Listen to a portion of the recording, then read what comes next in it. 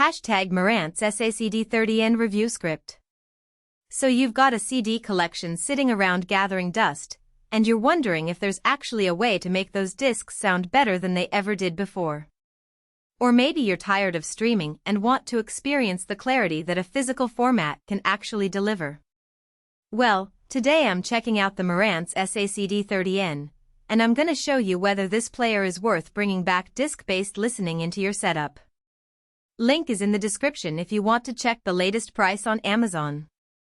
But before we jump in, I should mention that this is not your typical budget CD player.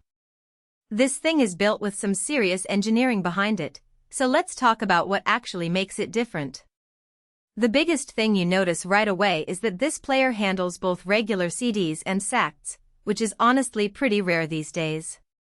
Most people don't realize that SACD is still a thing, and if you happen to have any of those discs or want to start collecting them, the sound quality difference is actually noticeable.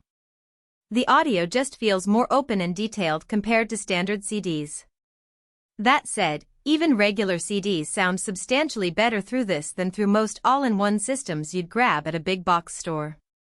What really matters here is the actual circuitry inside. Marantz uses their HEOS technology, which is basically their approach to keeping the signal clean and preserving the dynamics throughout the whole playback chain. When you're listening to something like a jazz album or classical music where dynamics really matter, you actually hear the difference. There's no weird compression or fatigue, even on longer listening sessions.